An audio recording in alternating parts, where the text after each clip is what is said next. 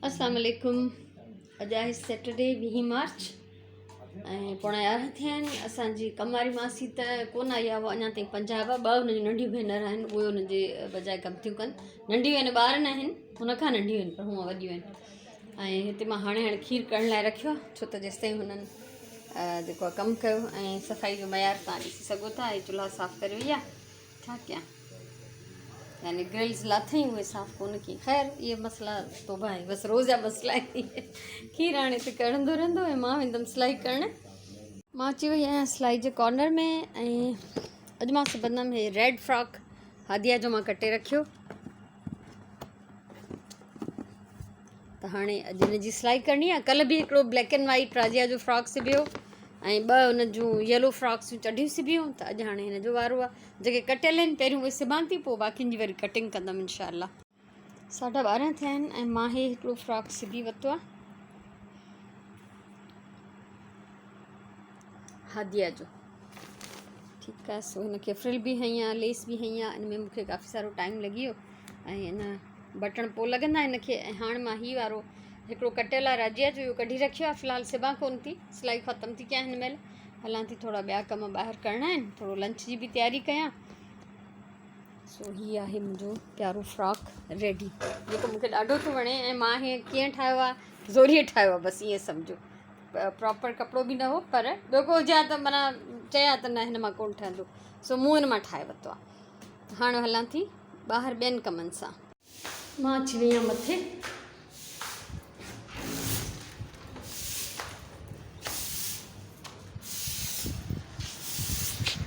जॾहिं खां हिननि जी घर जी रिपेयर थी त असांजे छत ते ॾाढो कचिरो हुयो। घणो त हिननि जा मज़दूर साफ़ु करे विया, पर इलाही सारो रहियल हुयो। त मां नंढड़े खे पंहिंजी हेल्प जे लाइ घुरायो आहे, छो त संडे या मंडे ते राजिया वारा अची वेंदा। ऐं राजिया हिते ॾाढे शौक़ु सां खेॾंदी आहे ऐं साइकिल हलाइण हिते पसंदि कंदी आहे, बॉल सां खेॾंदी आहे। त मां चाहियां थी छत जेका आहे बिल्कुलु मुंहिंजी साफ़ु सुथरी हुजे।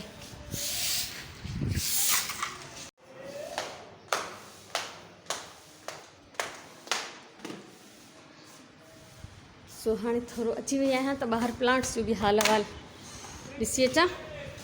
माशाल्लाह माशाल्लाह, ज़बरदस्त, अलाह जा करम आहिनि।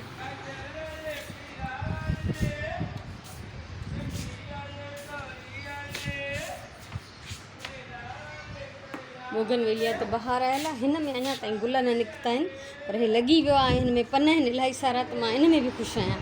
आहिस्ते आहिस्ते वधी वेंदो। सो हलूं था हेठि।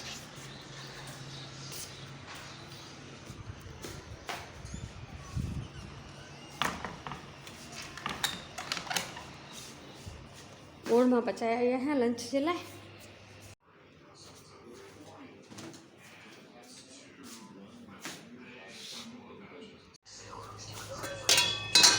मां अची वई आहियां किचन में ऐं मां हिते पचायां थी पटाटनि ऐं सावन बसरनि जी भाॼी।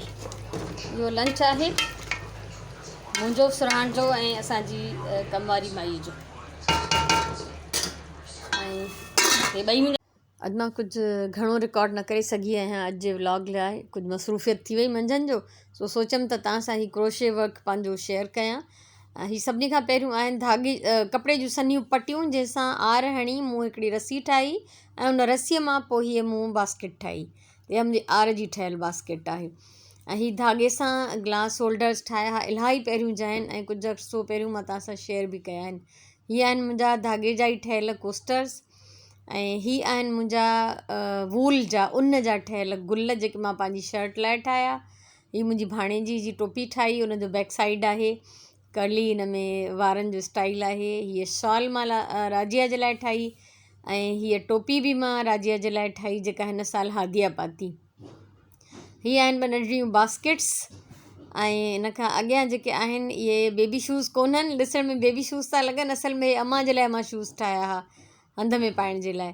ऐं हीअ आहिनि कुशन कवर्स, हिकिड़ो हीअ पेयर आहे ऐं हिकिड़ो हीअ कुशन कवर्स जो ॿियो पेयर आहे। इहे मां ॾाढे प्यार सां ठाहिया। ऐं हीअ गुल ठाहियमि, रोज़िस नंढड़ी साइज़ आहे, इहे मां कुशन्स ते आहियां। कुशन जो कपिड़ो इहो ई आहे जेको हेठां पियो आहे। हीअ स्वेटर ठाहियो मां लास्ट ईयर राजिया जे लाइ। ऐं हीअ स्वेटर ठाहियो मां लास्ट ईयर हादिया जे लाइ, न्यू बॉर्न हादिया हुई। ऐं हीअ कंप्लीट सेट हुया 2।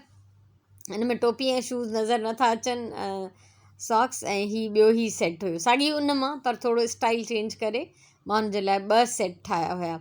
ऐं अलॻि सां रंगीन मल्टी कलर उन सां हुनखे किनारी हई। ऐं हीअ मैट ठाहियो हिकिड़ो बटरफ्लाई वारो उन जो। हीअ अॻियां अचे थो ब्रेसलेट, इहो वायर सां मूं आर हई आहे, सन्ही तार सां मूं इहो ब्रेसलेट ठाहियो मोती विझी।